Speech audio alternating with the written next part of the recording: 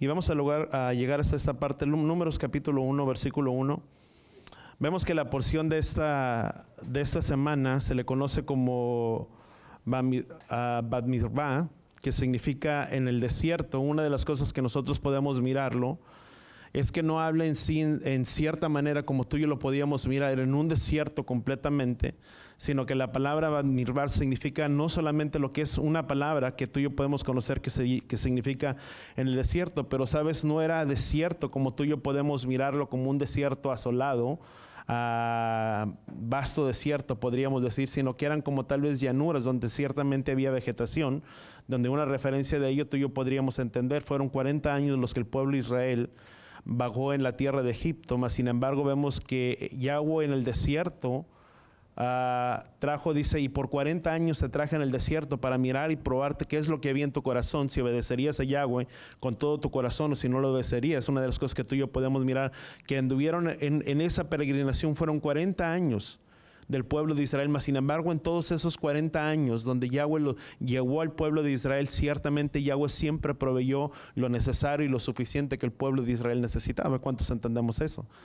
Dile, voltea con la persona que está a tu lado, dile, si Él es nuestro Elohim, dice la palabra que Él es el mismo Elohim de ayer, de hoy, por los siglos de los siglos, y dice su palabra, dice que Él suplirá todo conforme a sus riquezas en gloria. Y si hay una certeza y una seguridad que tú y yo podemos tener, es de que ciertamente Él proveerá de nuestras necesidades, no importa cuáles sean nuestras necesidades, cuáles sean nuestras aflicciones, nuestras preocupaciones que tú y yo podamos tener, sabes, Él suplirá todo a nuestras vidas. Fueron 40 años, donde ciertamente durante esos 40 años el pueblo de Israel, el calzado de sus pies nunca se desgastó. Y esto es algo muy interesante, o sea, tú te puedes imaginar, a veces decimos, bueno, pasas por algún tipo de enfermedad y a veces dices, bueno, el pie te adelgazó, te creció, etcétera, etcétera, pero sabes, sin embargo, con el pueblo de Israel no pasó de esta manera. A la medida que el pueblo de Israel iban creciendo, si tú quieres, el tamaño de sus pies y el calzado, de esa misma manera iba creciendo que el calzado sobre ellos, dice la palabra que dice que sus ropas nunca se desgastaron. Y podemos mirar la provisión para el pueblo. El pueblo necesitaba de agua, necesitaba de alimento. Yahweh proveyó del agua de la roca, de la peña, y alimentó y sació la sed del pueblo. Vemos que tuvieron hambre. Y Yahweh mandó el maná para suplir cada una de sus necesidades, para que durante todo ese tiempo que el pueblo para que el pueblo anduvo en el desierto, siempre tuviera lo suficiente y lo necesario para que ellos pudieran comer, alimentarse durante todo este tiempo. Mas sin embargo, una de las cosas que tú y yo podemos mirar es que dice la palabra, no vemos que los animales se alimentaron del maná. Pues había en el desierto ciertos lugares donde había cierta vegetación para que el ganado o los animales que el pueblo de Israel tenían pudieran alimentarse.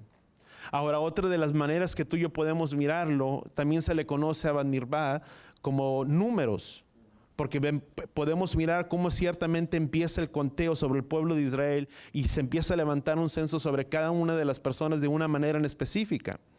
Y vemos que entonces en el desierto, una de las cosas que podemos entender, se encontraban, vamos a Números capítulo 1, versículo 1, dice, después de que los hijos de Israel salieron de la tierra de Egipto, dice, y habló a Yahweh en el desierto de Sinaí, dice, en el tabernáculo temporal el primer día, dice, del segundo mes, en el segundo año, dice, y dijo, fíjate, aquí algo muy importante, dice, después de que los hijos de Israel, dice, salieron de la tierra de Egipto, dice, Yahweh habló a Moisés en el desierto de Sinaí, dice, en el tabernáculo temporal, dice, en el primer día, dice, del segundo mes. Vemos que entonces el pueblo de Israel ya llevaban, si podemos mirarlo, ya llevaban 2 años por el desierto y llevaban ya un mes habitando ¿dónde? En el desierto. Y vemos que en las porciones pasadas, la porción pasada, cuando empieza a hablar Yahweh sobre las instrucciones del año del Shemitah, del reposo de la tierra, del día de Shabbat, vemos que eran ordenanzas, porque dice la palabra, dice que se encontraban en el monte Sinaí, y vemos que entonces hay alguna relación que tú y yo podemos tener, porque eran las mismas ordenanzas. No es que haya sido otra ordenanza, sino que fue una continuación de los mismos 10 mandamientos que Yahweh había dado ¿a quién? Al pueblo de Israel. Pero recordemos que una de las cosas que había sucedido con el pueblo de Israel, ellos tal vez no escucharon todo. Una de las cosas que podemos mirarlo es que el pueblo se encontraba a las orillas o al límite sobre la montaña donde recibieron los 10 mandamientos. Pero sabes, se cree que mientras el sonido de las trompetas aumentaba, en cierta manera dice la palabra, dice que el pueblo habitaba y estaba a las orillas ¿de dónde? De la montaña. No es que se encontraran a las orillas de la montaña, sino que una de las maneras que se piensan es que la montaña levitó en cierta manera, y cuando hubo densos truenos y tinieblas y todas estas y el pueblo se estremeció, vemos que la cobertura de Yahweh estaba sobre ¿quién? Sobre el pueblo de Israel, estaba sobre ellos. Mas sin embargo vemos que en ese momento Yahweh entregó mandamientos e instrucciones para el pueblo de Israel. Mas sin embargo vemos que una de las cosas que el pueblo dijo a Moisés, dice, anda, ve y sube tú, dice, porque ellos tenían temor de todas las cosas que estaban mirando y se habían estremecido, y sin embargo ellos dijeron, haremos todo lo que Él nos ha dicho. Y vemos que era lo que Yahweh empieza a hablarle a Moisés, era como un recordatorio de lo que Él les había hablado en aquel lugar. Y tal vez el pueblo no había escuchado y no había oído a causa del temor que había donde en sus vidas y en sus corazones. Mas sin embargo Yahweh les empieza a hablar y a recordar de todo este tiempo del reposo de la tierra, del tiempo de la Shemitah, del año del jubileo, y vemos que eso es algo representativo, porque no solamente representaba lo que era la liberación para el pueblo de Israel. Cuando una persona perdía tal vez todas sus posesiones, había una segunda oportunidad para que ellos pudieran volver a recuperar su estado que tal vez ellos habían perdido. Después de 50 años, y dice que en ese tiempo se haría tocar una gran trompeta, y sabes, la misma palabra dice que cuando el Mesías venga, cuando Él retorne, si tú y yo vemos en los libros de los jubileos, otros libros que tú no lo vas a encontrar aquí, habla específicamente que se encontraban en el 50º jubileo. Sabes, cuando tú y yo hablamos de un tiempo de jubileo, hablan de un tiempo de liberación y de libertad. ¿Para quién? Para nosotros. Pero ¿sabes cuándo comenzaba ese año del jubileo? Lo mismo que tú y yo podemos mirar, dice, y 7 semanas contarás, y después de 7 semanas contarás ¿qué? 50. Cuando se empieza a hacer el día 50, el conteo, comenzaba un nuevo ciclo de un nuevo conteo. Porque ese primer año o ese año nuevo, si tú le quieres llamar, que era el jubileo, también representaba el primer año del conteo para el segundo ¿qué? Jubileo. Si una de las cosas que hablaba el libro de los jubileos es que ellos se encontraban en el año 50 cuando ellos salieron de la tierra de Egipto. Y sabes, eso habla de la liberación para el pueblo de Israel de sus vidas, de sus opresiones cuando ellos se encontraban en tanta opresión. Pero la palabra dice que sería en el final de los tiempos. Sería sonada una gran trompeta. Y eso, sabes, eso nos habla el tiempo de quién, de Yom Teruah y de Yom Kippur, donde dice la misma palabra, dice, donde seremos juzgados por medio de quién, por medio de Él. Sabes, Yom Kippur se nos habla y se nos entiende un tiempo de juicio, pero en ese tiempo de Yom Kippur sería tocada una gran trompeta. Lo mismo que sucedió, oye, las instrucciones que Yahweh dio en el tiempo pasado, es algo que tú y yo podemos mirar de una manera figurada cuando el Mesías venga y retorne, porque dice la palabra que cuando Él venga y retorne, sabes, será un tiempo de alegría y de gozo para quién, para nuestras vidas. Dice, y cuando todas estas cosas comiencen a acontecer, dice la palabra, dice, levantaos y erguir y levantar nuestras cabezas, porque el tiempo de nuestra redención está cerca. Es porque eso habla de un tiempo de redención de qué, de nuestras vidas. Sabes, cuando Él venga, cuando Él retorne, también salimos liberados de este cuerpo de muerte. ¿Cuánto lo entendemos?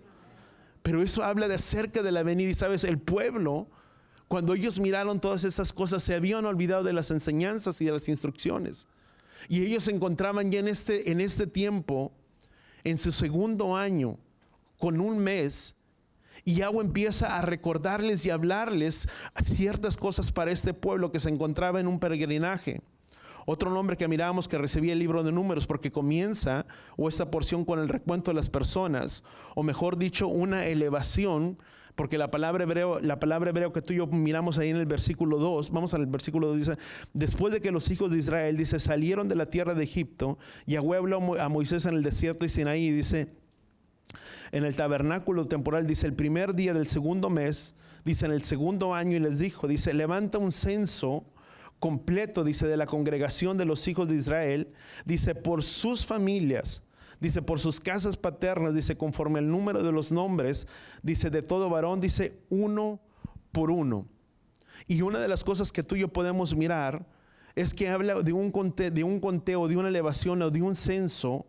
Y sabes, no es un levantamiento, si tú le quieres llamar, de cabeza por cabeza, decir, bueno, Yahweh va a contar al pueblo, y porque lo va a contar no es para saber cuántos eran en realidad, sino que una de las cosas que tú y yo podemos mirar, la palabra cuando dice censo, la palabra que utiliza para la palabra censo utiliza la palabra Rosh, que significa cabeza principal, o que era el principal de cada quien, de cada familia, de donde serían contados ellos, sería sobre cada quien, sobre los principales de cada familia. No era un conteo en general sobre todos, sino que la misma palabra dice, levanta un censo, dice, completo de la congregación de los hijos de Israel, dice, por sus familias, dice, por sus casas paternas, dice, conforme al número de nombres, dice, todo varón, uno por uno. Vemos que entonces ese conteo comenzaba por quién, por todos quienes eran los principales, que la palabra censo proviene de la palabra que significa Rosh, que era el principal sobre cada familia, sobre cada casa paterna, y sobre ellos iba a representar el censo que ellos estarían levantando, o sería el conteo que se estaría levantando uno por uno. Y dice versículo 1, dice, vemos que entonces Israel llevaba, y vemos que la palabra que hace, sabes, aquí una de las cosas que hay un punto, si tú y yo vamos en no sé cuántos se recuerdan que traían les había pasado en el libro de Génesis, no es en el libro de Génesis, pero cuando tú miras la palabra esta del capítulo 2, y dice la palabra, dice, ¿dónde está? Aquí un poquito de lejos, dice, levanta un censo completo, dice, la congregación de los hijos de Israel, dice, por sus familias.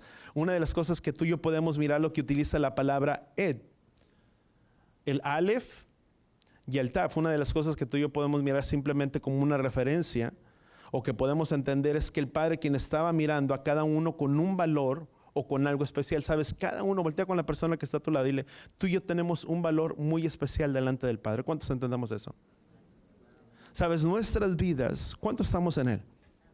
Primeramente, dice la palabra, dice que tú y yo somos como un especial tesoro delante de los ojos de ¿quién? Delante de Él. Somos como la niña de sus ojos. Sabes, tú y yo tenemos un valor tan especial delante del Padre, y Él desea que tú y yo conozcamos nuestro valor que tú y yo tenemos delante de Él. Sabes, no era solamente levantar un censo y contar cuántas personas, pero era para darle a conocer y mostrar al pueblo de Israel cuán preciosos ellos eran delante de ¿quién? Delante de sus ojos. Era elevar sus cabezas, elevar a cada persona a algo diferente, de que tú y yo pudiéramos mirar el significado que cada uno de nosotros tenemos. ¿Cuántos entendemos que somos especiales delante de Él? Sabes, el problema muchas veces, ¿sabes cuál es? Que tú y yo no llegamos a comprender cuán importante tú y yo somos delante de Yahweh en nuestras vidas. ¿Cuántos entendemos eso? Si Yahweh, sabes, dice la palabra, dice que Él nos escogió desde la fundación del mundo. Y nos creó ¿para quién? Para buenas obras, para que anduviéramos ¿qué? En ellas. Dice que en lo profundo de nuestra madre que fuimos creados. Y nuestro embrión, que dice la palabra, que vieron sus ojos. Y muchas veces no logramos comprender cuán importante tú y yo somos delante de Él. Sabes, si Él nos escogió y Él nos tomó desde la fundación del mundo, voltea con la persona que está a tu lado y dile, es porque Él ha mirado algo en nuestras vidas que tal vez tú y yo no hemos logrado ver en nosotros. Porque somos especiales delante de los ojos del Padre. Y vemos que empieza a levantar ese censo delante de ellos, delante del pueblo. Me voy a apagar un poquito aquí los apuntes que tenía o que tengo, y que podemos mirar que el Padre estaba mirando a cada uno de ellos con un valor, como algo especial, no solo como una persona, sino como algo especial. Y una de las cosas que tú y yo podemos entender, lo dice la palabra, dice que somos especial tesoro delante de ¿quién? Delante de Él. ¿Sabes? Especial tesoro, en el hebreo se le conoce como segulá, como algo que es precioso delante de la vida de Él, algo que es apartado y que es separado de ¿quién? Sobre todas las demás cosas. Cuando tú y yo podemos mirar nuestras vidas, que no solamente Él apartó el día de reposo como algo especial, algo apartado y separado de todos los demás días, pero también Él nos apartó y nos separó como algo especial delante de ¿quién? Delante de sus ojos. Sabes, siempre yo lo miré, cuando yo empezaba a mirar esto, es como si el Padre, cuando una persona, para poder tener un ejemplo más sencillo, es como cuando una persona tiene tantos objetos, y no que te seas comparado con un objeto, Pero cuando algo en una persona tiene diferentes cosas, y esas diferentes cosas Él las tiene apartadas y separadas, con un fin, no es algo que Él solamente deja ahí, pero que lo tiene apartado y separado para que todos vean cuán importante son esas cosas que Él tiene. Y lo mismo sucede con nuestras vidas. Tú y yo somos un pueblo apartado y un pueblo separado, y que somos comparados como la niña de los ojos de ¿quién? De Él. Y por lo tanto tenemos un valor muy especial. Porque a nosotros, a los que eran del pueblo de Él, a los que le recibieron y les dio la potestad de ser llamados hijos de Elohim, a nosotros se nos confirió, se nos dio el nombre de ser llamados ¿qué? Hijos. Todos nosotros, hay una gran diferencia entre ser creación de Él y ser hijos de Él. ¿Cuántos entendemos eso? Una cosa es poder decir, nosotros somos creación de Él, porque Él nos creó, pero otra muy diferente, el de ser llamados hijos de Él. Porque un hijo es aquella persona que tiene derechos delante del Padre. Tú y yo podemos mirar, Él formó todas las cosas. Dice la palabra que todo lo que fue hecho por medio de Él y para Él, y nada de lo que fue hecho sin Él existiera. Por Él fueron creados todos los cielos y la tierra y todo lo que hay en Él. Pero la misma palabra también nos enseña, dice que si todo fue creado, y tú y yo fuimos creados conforme a la imagen y la semejanza de Él, ¿sabes? Él sopló aliento de vida sobre la vida de cada uno de nosotros. Y cuando tú y yo venimos a los pies de Él, dice la palabra que ya no vivimos más para nosotros mismos, sino al contrario, dice la palabra, dice todo lo que respire, alabe a ¿quién? Alabe a Él. Nuestra vida, tu vida y mi vida fueron creadas con un fin y con un propósito de ser alabanza para Él. Para que nuestras vidas sean para alabanza desde su nombre. Pablo decía, dice, por lo tanto, dice, les ruego por las misericordias de Elohim, dice, que presenten vuestros cuerpos como sacrificio vivo diariamente.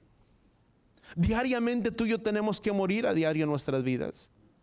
Diariamente tenemos que crucificar la cruz o el madero. Nos habla de sacrificar nuestras vidas, nuestros deseos, lo que tú y yo somos, diariamente renunciar a nuestros deseos. Cada día. Y sabes, cuando Él hablaba de poner nuestros cuerpos como un sacrificio, el poner en el Antiguo Testamento, el poner un sacrificio era como lo que tú y yo podías conocer como una ofrenda, que era como una ofrenda quemada. Una ofrenda que tenía que ser consumida de la misma manera. Dice que presentemos vuestros cuerpos como un sacrificio delante de Él. Eso nos habla de morir a diario en nuestras vidas. Pablo dice, muero a diario. Dice, ya no vivo yo, mas ahora Yeshua vive en mí.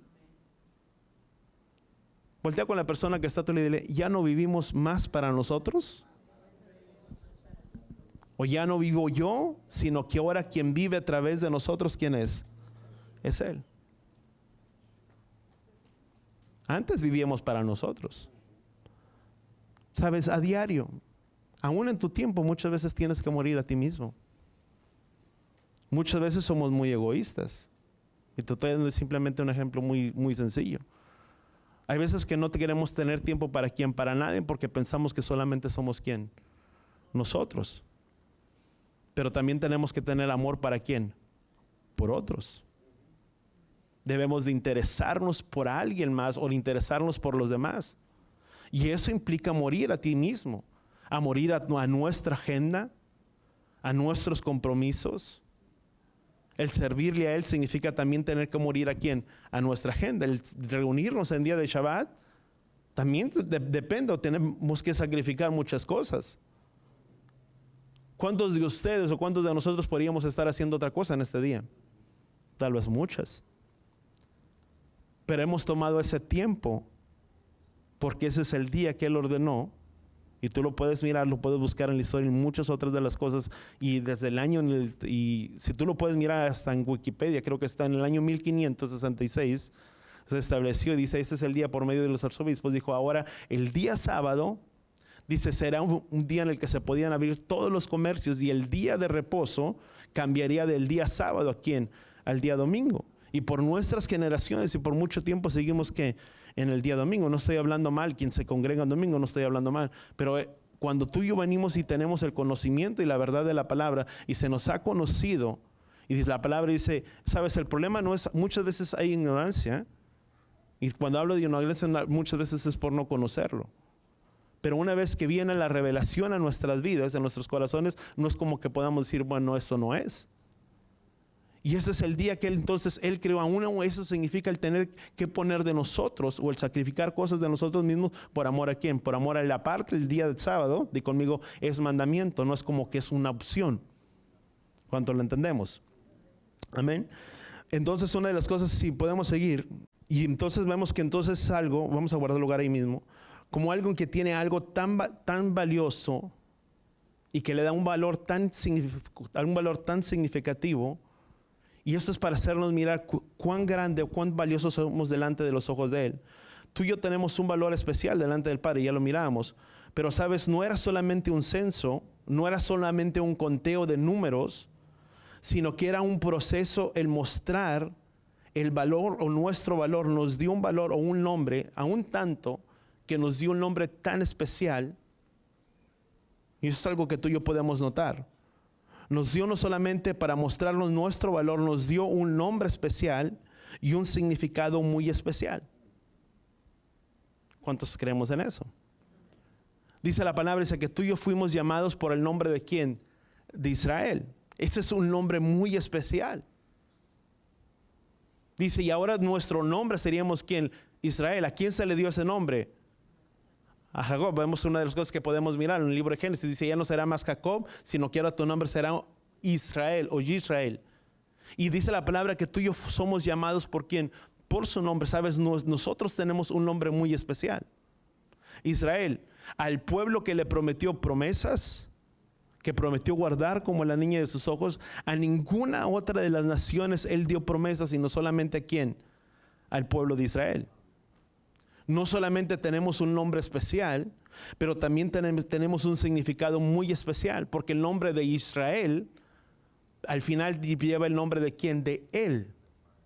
Cuando tú y yo hablamos de Él y ponemos el reto en mayúsculas, estamos no solamente hablando de Él, de una persona, sino que estamos hablando de ¿quién? De Él. Y el significado y el valor de Israel a Jacob se le dijo porque es uno que lucha y prevalece en medio de las adversidades. Si tú y yo somos el pueblo llamado por Israel, voltea con la persona que está a tu lado y somos pueblo, somos llamados a ser un pueblo que persevera y lucha en medio de las adversidades. ¿Cuánto lo entendemos? ¿Cuántos creemos que somos llamados a prevalecer? A luchar. Dice, en este mundo tendrán aflicciones, pero confiar en mí, que yo he vencido el mundo. Y sabes, en esta vida hay luchas que tú y yo tenemos que enfrentar. Y nadie las puede pelear por nosotros. Sino son luchas que tú y yo tenemos que afrontar y pelearlas. ¿Cuántos entendemos eso? Pero es depositando tu confianza en ¿quién? En Él. En Él haremos proezas. En Él somos más que vencedores. No es en nosotros, es en Él. Y vemos que entonces, vamos a Mateo capítulo 10. Bueno, simplemente guarda ahí Mateo capítulo 10. Tan especial tú y yo somos, para poder avanzar un poquito por el tiempo, tan especial tú y yo somos delante de los ojos de Yahweh, que una de las cosas que tú y yo podemos entender es ciertamente que si aún Él tiene cuidado de los cabellos que caen de nuestras cabezas, dice, ¿cuánto más Él no tomará cuidado por quién?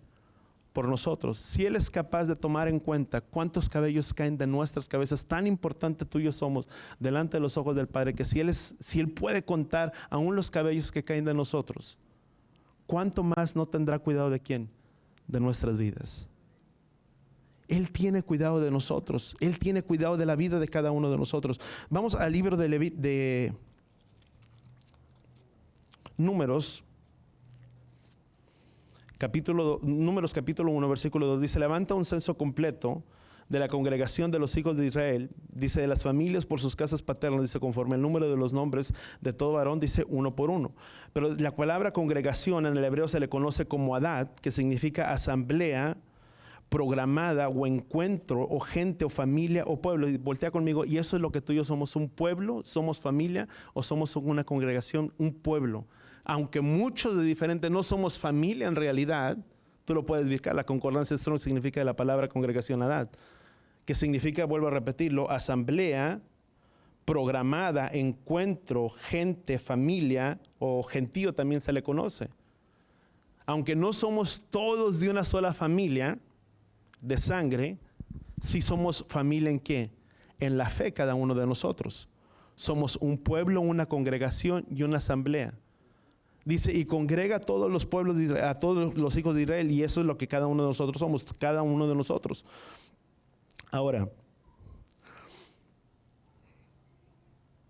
dice, levanta un censo completo de la congregación de los hijos de Israel, dice, por sus familias, dice, por sus casas paternas, dice, conforme el número de los nombres, dice, todo varón, uno por uno. Y dice la palabra, dice, y de 20 años en adelante, dice, tú y todo, dice en adelante, dice, tú y Aarón, dice, y tu hermano, dice, contarán, dice, por sus ejércitos a todos los que puedan salir a la guerra, dice, con su ejército, dice la palabra en Israel.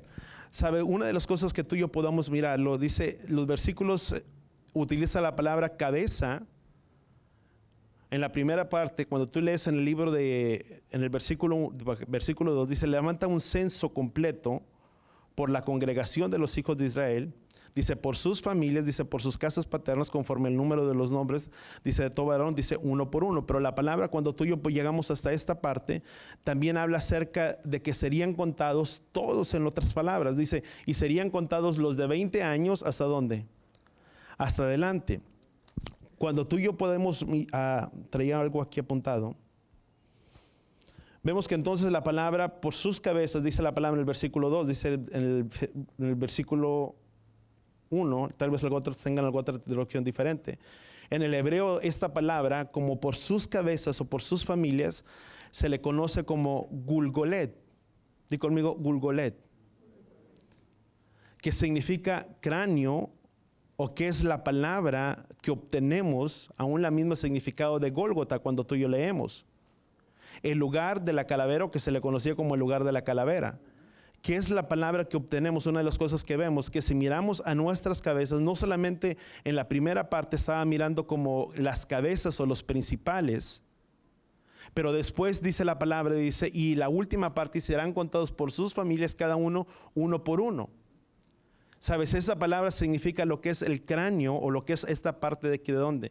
Del cerebro o nuestras cabezas. Dice, y ellos serían contados también de la misma manera. O sea, ya hay dos, uno que era principal y otros cabeza en general, en cierta manera, que también es el mismo nombre que se le conoce como el Gulgolet en el hebreo, que es la misma palabra que proviene de la palabra Gólgota, donde el Mesías Yeshua, ¿qué?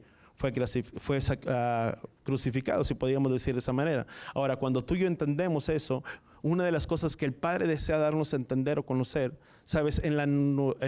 Si tú y yo vemos cada palabra en el hebreo, tiene un significado o tiene un valor numérico. El valor numérico, si tú puedes valor de la letra Aleph, podemos decir es 1, pero la letra que se le conoce Kof, que significa es casi parecido como una cabeza, también recibe el mismo valor numérico del número 20, simplemente nada más como una referencia, que habla de un conteo en cierta manera, que es una de las cosas que tú y yo podemos entender o cuando miramos a nuestras vidas. Si eso iba a ser contado uno por uno y eso representaba lo que era la parte del cerebro o lo que era la parte de nuestras cabezas, tú lo puedes mirar, que significa cráneo, es la parte que tú y yo podemos mirar. No solamente vemos que él mira nuestras cabezas como un jefe de familia o tribu o persona, pero la palabra Gulgolet es cráneo, que es en la parte donde él tiene una comunicación en nuestras conciencias y nos habla donde puede haber una comunión, donde él desea tener una comunión con cada uno de nosotros a través de ¿dónde? A través de nuestras conciencias. ¿Dónde es en eso donde él se puede comunicar? A través de esto. La palabra dice que cuando tú y yo recibimos el mismo sacrificio de Yeshua, y si tú y yo no venimos por medio de él, dice la misma palabra, dice cuánto más la sangre de Yeshua, dice, limpiará nuestras conciencias de obras muertas. Cuando tú y yo venimos a los caminos de él y somos lavados por medio de su sangre y recibimos esa salvación en nuestras vidas, él puede tener una comunicación ¿dónde? Aquí adentro. en nuestro intelecto, en nuestro conocimiento. Una de las cosas que el Padre desea es que tú y yo podamos tener una comunión y una relación ¿con quién? Con Él. ¿Dónde es donde principalmente surgen las luchas y las batallas en nuestras vidas? ¿No dice acaso la palabra que el campo del enemigo, dónde es? Es aquí. ¿Qué es esa área que es tan atacada en nuestras vidas? Es aquí. Cuando tú y yo recibimos una salvación, muchas veces hay pensamientos que vienen a nuestras vidas y a nuestros corazones que nos atacan.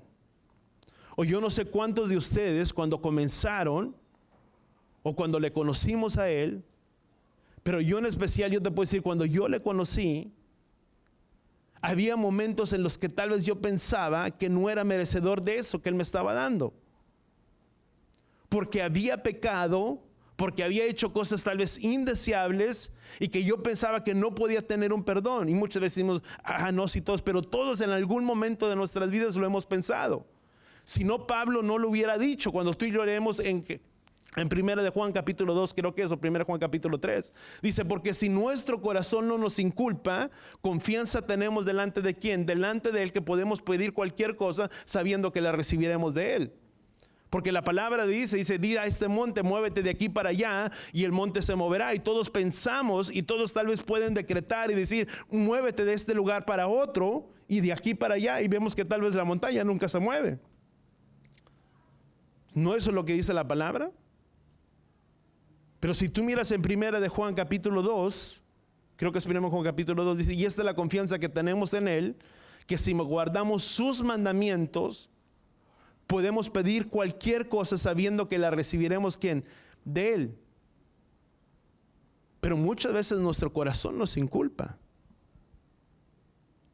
¿De qué manera? Haciéndonos pensar que no somos merecedores de las cosas que Él tiene. Que no podemos ser un pueblo bendecido. O que eso tal vez Yahweh no lo hizo para nosotros. Y que Yahweh solamente puede bendecir a otros y no te puede bendecir a ti.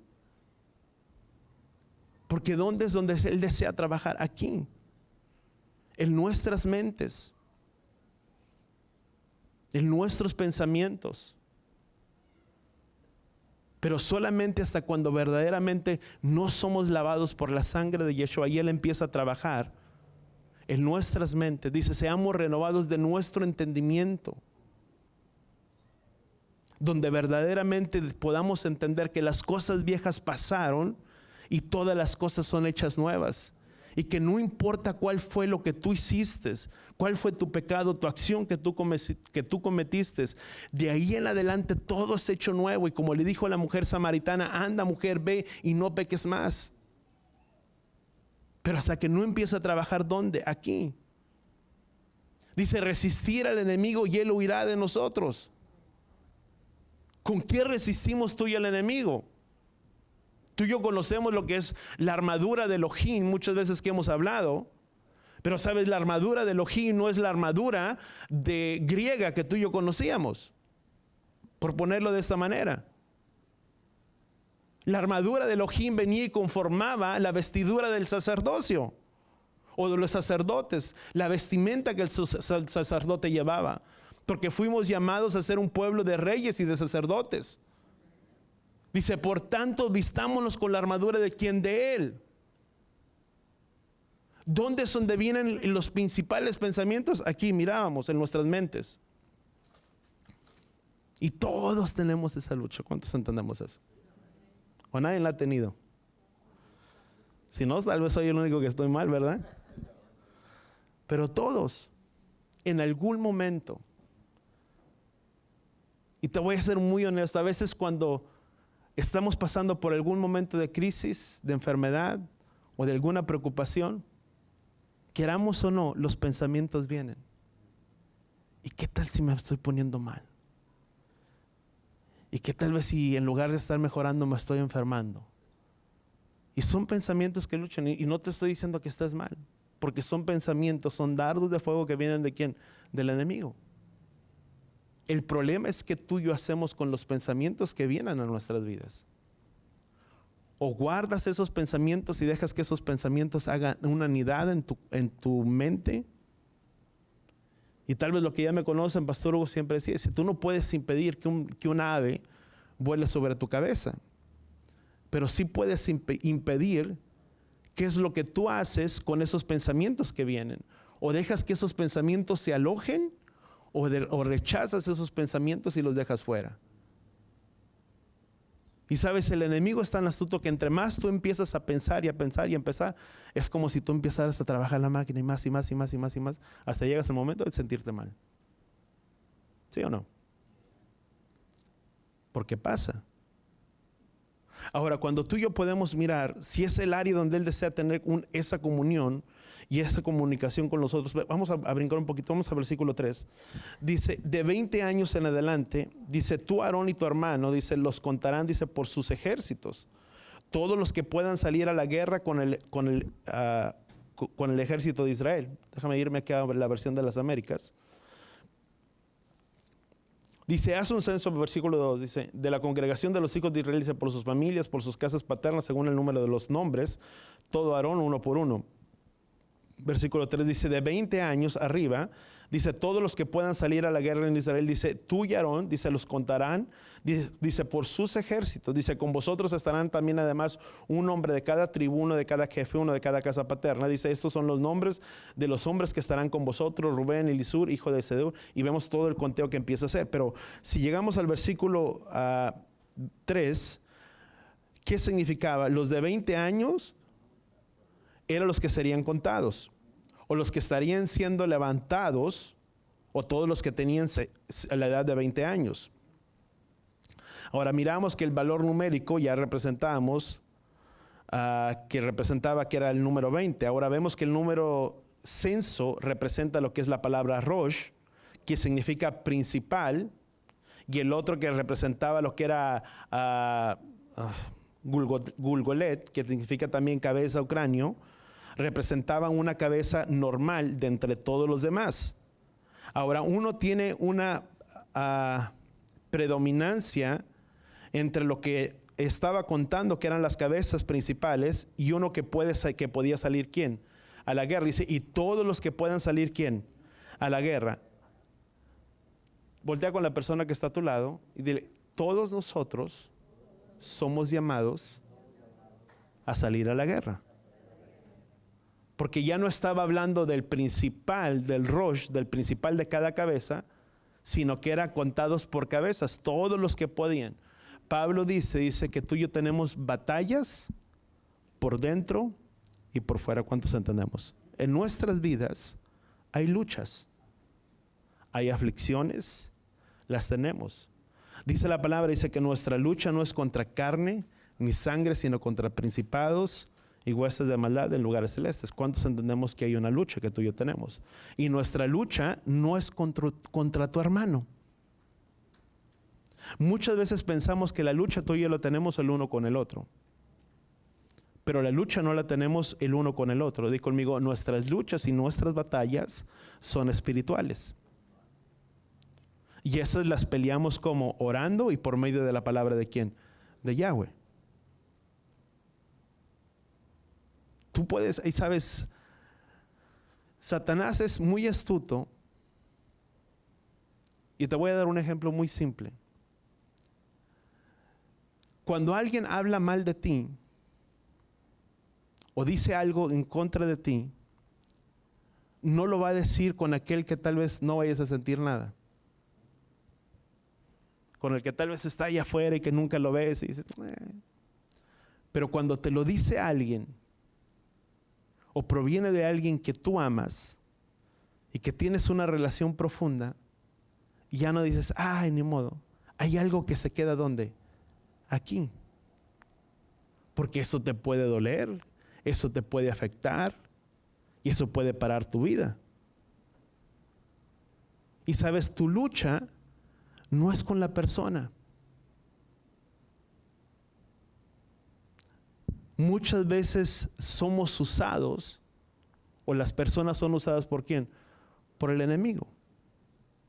Para venir, para afectar, para venir a robar, dice la palabra. El enemigo no ha venido sino a robar, matar y y destruir. Y una de las cosas que tú y yo tenemos que entender, que nuestra lucha no es física. Nuestra lucha, di conmigo, es espiritual. Y somos llamados a luchar y tenemos una batalla. ¿Sabes? Si la palabra nos habla de una batalla, significa, di conmigo, que hay un oponente. Si tú hablas de luchar, no significa que vas a practicar, porque no estás luchando contra nadie. Pero cuando hay una batalla y una lucha, significa que hay un oponente. Y ese oponente y ese adversario, ¿quién es? Es el enemigo, es Satán. Y la palabra dice que somos llamados a luchar, y nuestra lucha no es contra carne ni sangre. Vamos a Efesios capítulo 6. Dice, porque nuestra lucha, dice, no es contra carne y sangre, dice contra sangre y carne, perdón, dice, sino contra principados, contra potestades, contra poderes de ese mundo, dice, de tinieblas, dice, contra las huestes espirituales de maldad en regiones celestes. Dice, por tanto tomad, ¿qué dice la palabra? Toma toda la armadura de Elohim para que puedan resistir a ¿quién? En el día malo. Dice, y habiendo todo hecho esto, dice, estar firmes. Dice, estar firmes, dice, ceñida vuestra cintura con la verdad, revestidos con la coraza de justicia, dice, y los calzados de los pies, dice, que es el apresto del evangelio de la paz. Dice, en todo, dice, tomar el escudo de la fe, con los cuales puedan apagar los dardos de quien encendidos del maligno. Tomar también el yelmo de la salvación y la espada del Espíritu, dice, que es la palabra de ¿quién? De Elohim. Entonces, por lo demás, una de las cosas que tú y yo tenemos que entender, tenemos que fortalecernos ¿en quién? ¿Qué dice el versículo 10? Dice, por lo demás, hermanos, o por lo demás, dice, fortalecernos en el Adón. Voltea con la persona que está a tu lado y dile, tú y yo tenemos que fortalecernos ¿en quién? En Él. ¿En quién debe de estar nuestra fortaleza? En Él. David se fortalecía ¿en quién? En Yahweh. Dice, porque el gozo de Yahweh es nuestra fortaleza. ¿De dónde proviene nuestro gozo? ¿En quién tú y yo nos fortalecemos? En Él. Y con esto no te estoy diciendo si muchas veces alguien no se te acerca, y siempre es bueno que tú te puedas acercar a alguien y le puedes dar una palmada, y a veces tú le puedes, si se siente bien cuando tú le dices échale ganas, o le puedes dar una palabra que viene del Padre y que trae una confirmación y tú le animas a seguir en ese camino. Pero sabes, si no viene y nadie te da esa palmada, tu fortaleza proviene de Él. Sabes, en los momentos más difíciles, y te lo digo por una experiencia propia, en los momentos más difíciles de nuestra vida, de nuestro ministerio, como personas, como familia, dentro del ministerio, ha habido momentos que hemos pasado por luchas, aflicciones. Y sabes, muchas veces no se ha acercado a alguien, y no estoy hablando que nunca te acercaste y que nunca me dijiste una palabra, pero todo lo tenemos que entender, que es Yahweh quien pone todas las cosas. Y si Yahweh lo pone de esa manera, es porque Yahweh desea que tú crezcas, que tú te puedas fortalecer en Él. Y te lo puedo decir en los momentos más difíciles, cuando la pastora estaba pasando por momentos de tanta enfermedad, y perdió muchos kilos, no sé cuántos, pero de la persona más delgada que tú te puedes imaginar, los que la vieron, la conocieron. Y era todas las noches, el estar en vela, y te estoy diciendo hasta las 3, 4 de la mañana, muchas veces, y luego levántate para hacer lo que tienes que hacer el siguiente día. Y a veces cuando ella podía descansar era ya simplemente cuando iba amaneciendo. Cuando mayormente se empeoraba o era su cuadro de más crítico, era durante la noche. No dormía. Y era vómito y vómito y vómito y flemas y pura flemas como espesa. Y sabes, cuando ella se dormía, yo estaba ya muy cansado por estar desvelado todos los días. Y el tener que estudiar, y no estoy diciendo que era una carga, pero era todos los días, muchas veces el cuidar de que no se te saliera ninguna lágrima para mostrarte fuerte y dar ánimo también a ella. Pero me recuerdo que simplemente a veces ella pasaba y me iba a la sala con todas las luces apagadas. Y era decirle, Padre, ¿y ahora qué es lo que tú quieres hablar? Y te lo soy honesto, no había ni un día, y lo tengo marcado todavía en mi Biblia, en otra que tengo ahí en la casa, que no hubiera un día en el que viniera una palabra de ánimo y de fortaleza, que era como el motor que te ayudaba a seguir el día de mañana. Que cuando tú orabas para sanidad por ella, venía alguien más y decía, pastor, puede orar por mí, puede orar por esta familia, puede orar. Y pasaba y orabas y decías, y el Padre lo sanó. O tienes dos opciones: o le das gloria y honra a Él, o tu vida entra en una amargura. Porque ¿por qué con los demás el Padre sí toma cuidado y con tu oración no toma cuidado? Y sabes, no es que no tome cuidado de tu oración, pero el Padre desea que tu fortaleza provenga de quién, de Él y no de nadie más. Donde Él sea tu fortaleza en nuestras vidas. Y hay luchas y hay batallas, sí, y nadie de nosotros está exento. Quien dice que no tiene luchas y que no tiene batallas, todos las tenemos. Yahshua lo dijo, en este mundo tendrán aflicciones. Que no lo reconozca es otra cosa, pero luchas y aflicciones siempre va a haber. Poquitas, altas, lo que tú quieras, pero al final de cuentas serán luchas y aflicciones. Y nuestra confianza debe de estar puesta ¿en dónde? En Él. Ahora, vamos a... Bueno, leíamos Efesios capítulo 2, Efesios capítulo 6, versículo 10, dice, por lo demás, hermanos, fortalecernos ¿en quién? En el Adón y en el poder de su fuerza, y revestidos con toda la armadura ¿de quién? De Elohim. Ahora, por el tiempo no voy a entrar, pero tú puedes leer Éxodo capítulo 28 y Éxodo capítulo 39. Si tú vas a mirar una de las cosas que tú y yo podemos encontrar, Éxodo capítulo 28, podemos mirar una de las cosas que hablan acerca de la vestimenta ¿de quién? Del sacerdocio. O de la vestimenta de los... Vamos a una rapidito. Efesios o Éxodo 28, 4.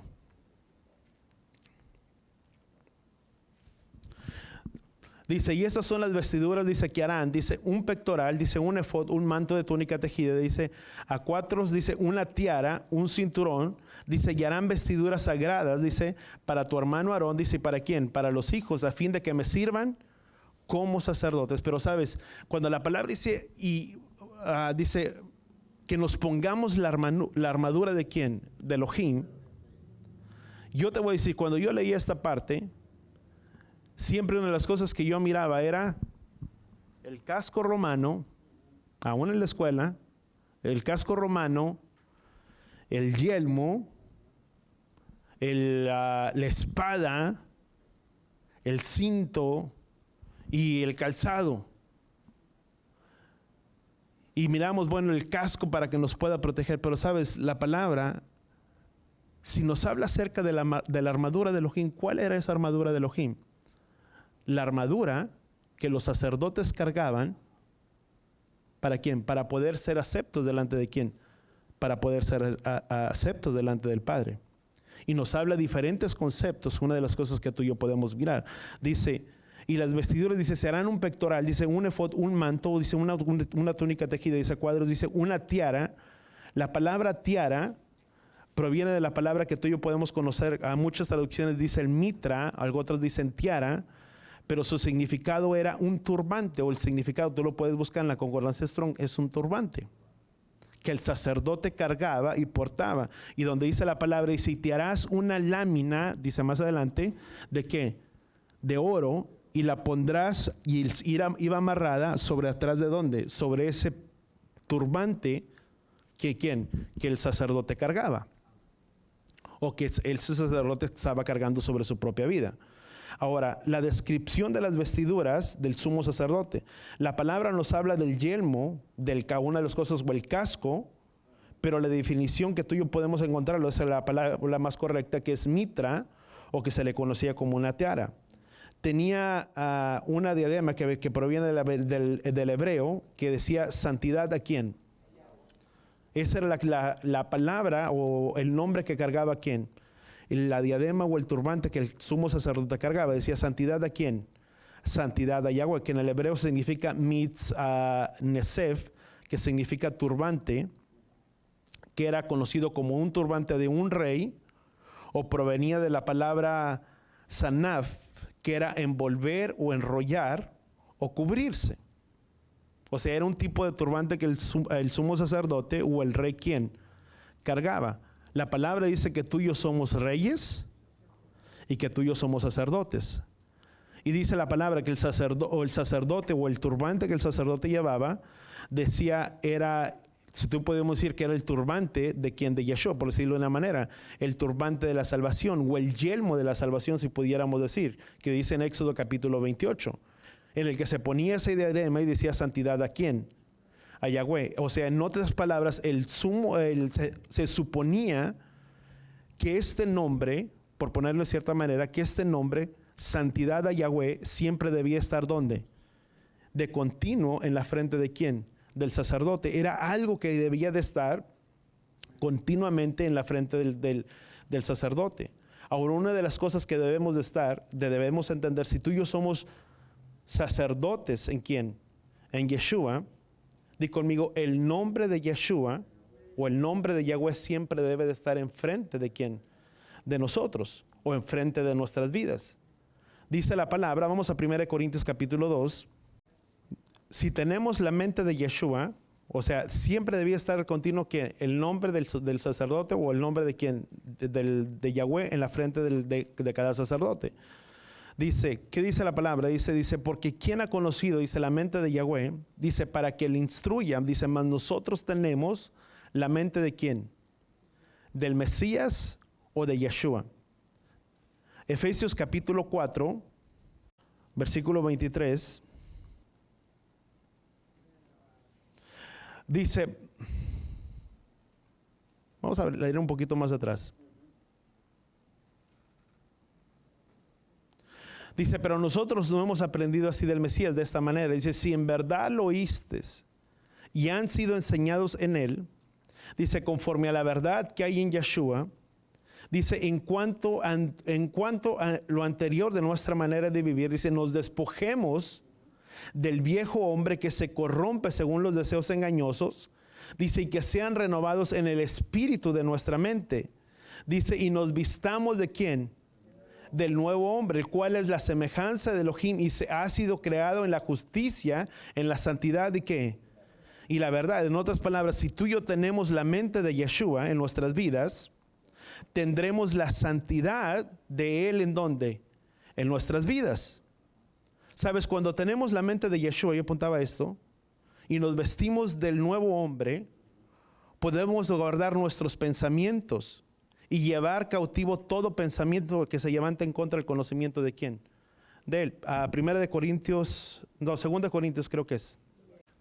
Dice, pues aunque andamos en la carne, no luchamos según la carne. Dice, porque nuestras armas de nuestra contienda, ¿qué dice la palabra?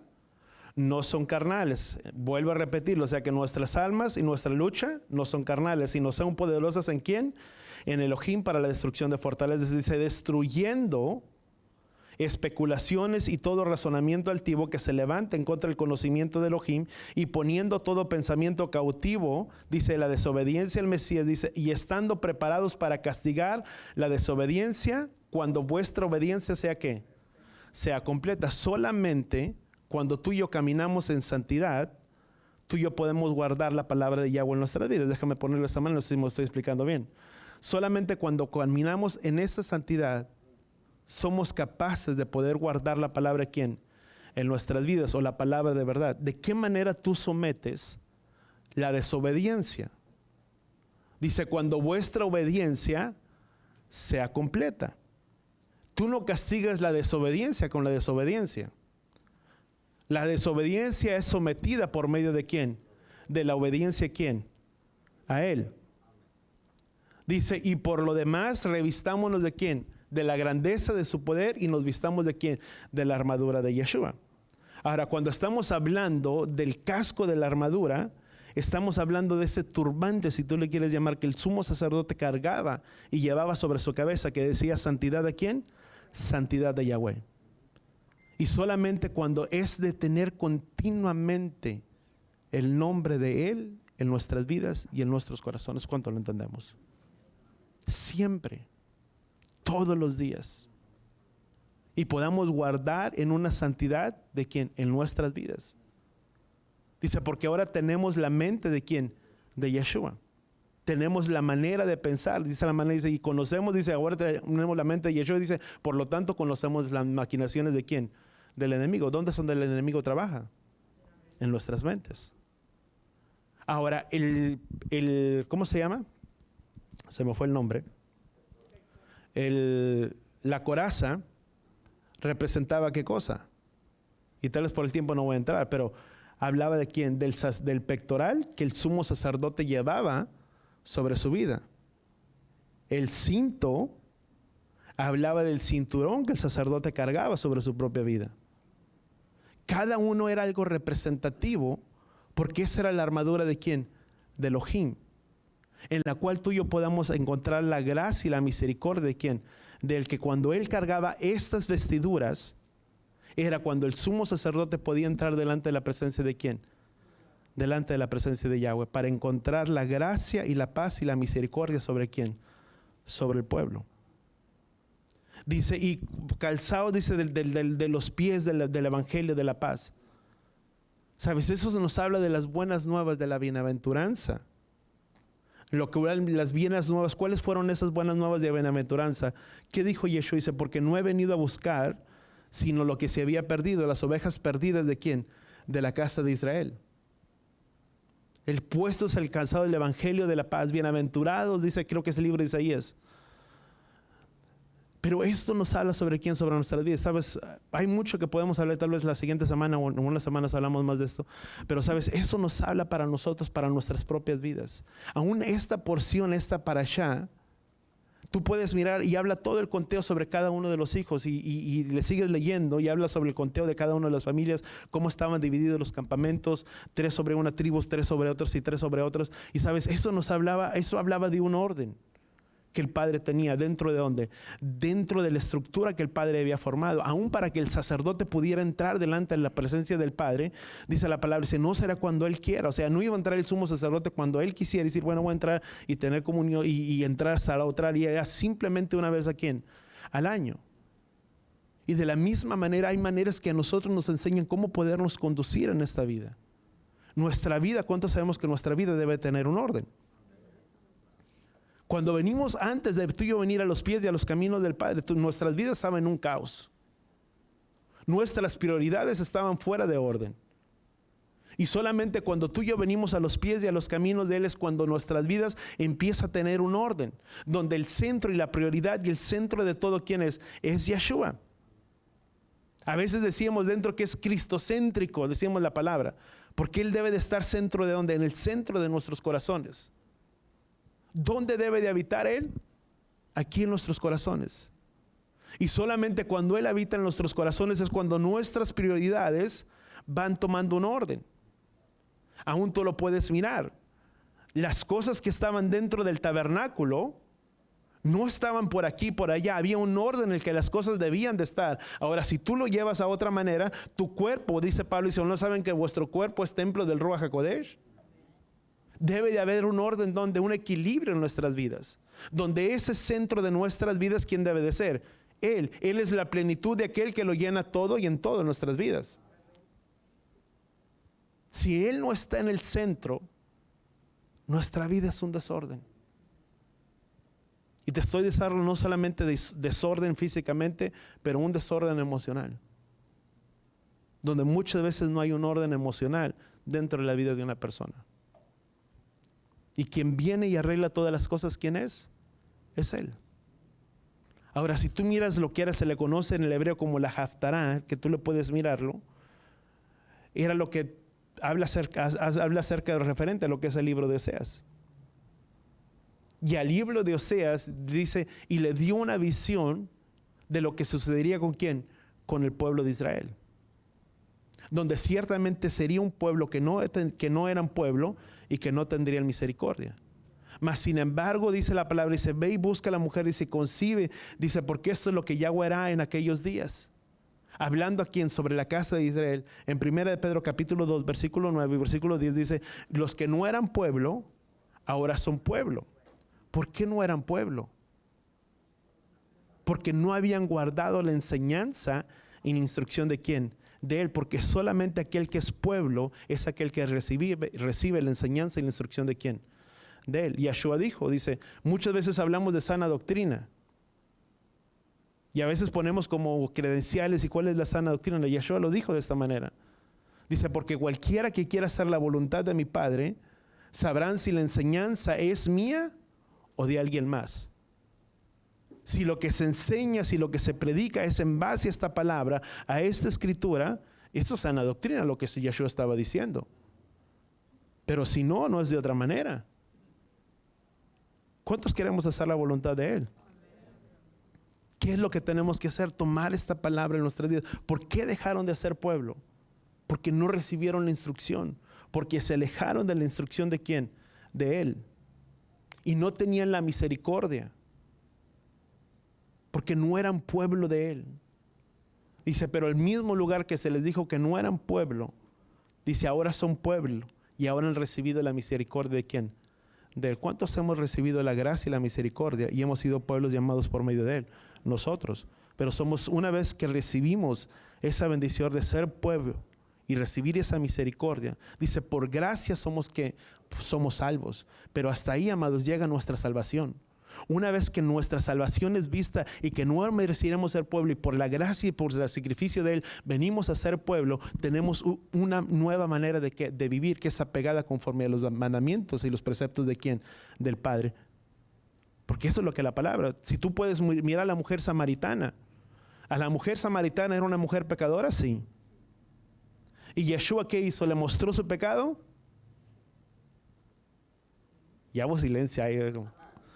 Sí. Pero ¿sabes? No se lo mostró de la manera que muchas veces tú y yo actuamos. Dice la palabra, dice más, Elohim no ha actuado así ¿para quién? Para con nosotros. Si hay que mostrar el error, sí. ¿Y sabes por qué tú y yo venimos a los pies de los caminos del Padre? Porque no fue algo forzado.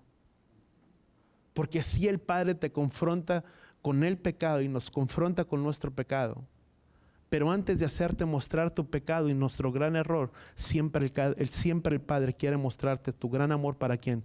Para con nosotros. Y eso es parte de lo que tú y yo miramos con el pueblo de Israel. Deseaba elevarlos y ponerlos en un lugar que pudieran mirar que eran un pueblo especial delante de Él. Si una de las cosas que tú y yo podemos mirar es que el Padre siempre nos va a mostrar su amor ¿para quién? Para con nosotros. ¿Podemos marcar y poner el error delante de alguien más? Sí. Pero es con amor y con misericordia. Porque si solamente llegamos y atacamos la falla y el error de alguien más, pensará la persona que lo que tú le estás marcando es por juzgarlo y no porque tú lo amas. Si tú puedes mirar en el libro de Malaquías, había las ordenanzas del libro de Levítico que Yahweh había especificado y cuál es la manera que se tenían que acercar y los sacrificios que tenían que presentar, y era lo mejor para Yahweh. Mas sin embargo, una de las cosas que el pueblo había fallado eran los diezmos en las ofrendas de Levítico capítulo 3, y una de las cosas que tú y yo podemos mirar, y Yahweh hace una dura reprensión en contra del pueblo, pero antes de hacer una dura reprensión delante del pueblo, si tú miras el primer versículo del libro de Malaquías, dice, con amor eterno, dice, porque yo te he amado. Y ellos dijeron, ¿en qué nos has amado? Dice, ¿acaso no amé yo a Jacob antes que Saúl? Pero una de las cosas que de primero Yahweh les hace notar es que su amor delante de ellos antes de qué? De su falta. La palabra en el Nuevo Testamento dice, porque la misericordia triunfa ¿sobre quién? Sobre el juicio, porque se hará misericordia para el que no tenga misericordia, mas se hará misericordia para aquel que tenga misericordia. ¿Cuántos entendemos que esa es la manera? Un ejemplo, pero Yeshua con la mujer samaritana, ¿qué es lo que hizo Yeshua? Vino y marcó su error, pero la mujer samaritana tuvo que reconocer ¿quién? Su error. Dice, maestro, dice, de los 5, dice, y llama a tu marido. ¿Qué es lo que dijo la mujer samaritana? No tengo marido. Pero no fue Yeshua quien le dijo, no tienes marido, mujer. Arrepiéntate y no peques más. No le dijo eso. Bueno, sí le dijo eso al último. Pero ¿qué es lo que le dice? Dice, bien has dicho, porque de los 5 que tienes, y ninguno es tu marido.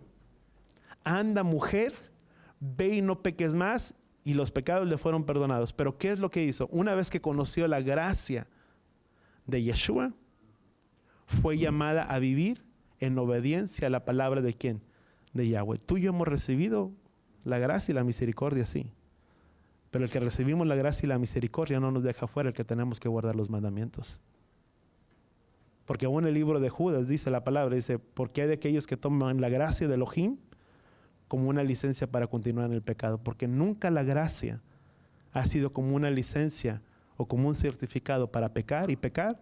Y lo que Pablo dijo, por cuanto abundó la gracia, dice, por cuanto sobreabundó, dice, la gracia sobreabundó el pecado. Pero si tú sigues leyendo, dice, sino que fue por los mandamientos de Elohim, que los mandamientos cobraron ¿qué? Vida. Y en el que ahora el robar, sabemos que es robar. ¿Pero por qué? Porque el pecado cobró vida a causa de ¿qué? Del mandamiento. Si no hubiera mandamiento de que alguien te puede cruzar la luz en un semáforo en rojo, hubiera un gran caos, muchos accidentes. Si aún con los semáforos, cuidado. Pero ¿cuánto lo entendemos? Que aún a pesar de que hemos recibido la gracia y la misericordia, somos llamados a guardar los mandamientos. ¿Y por qué? Dijo, porque estamos llegando a un tiempo, ¿para quién? Para Shavuot la próxima semana, en el que precisamente Shavuot representa la entrega de los mandamientos de quién? De la Torah. Y la semana pasada, en esta semana hablo un poco más de esto, pero es el de guardar los mandamientos, ¿dónde? En nuestras vidas y en nuestros corazones. Amén. Vamos a orar ahí donde estamos.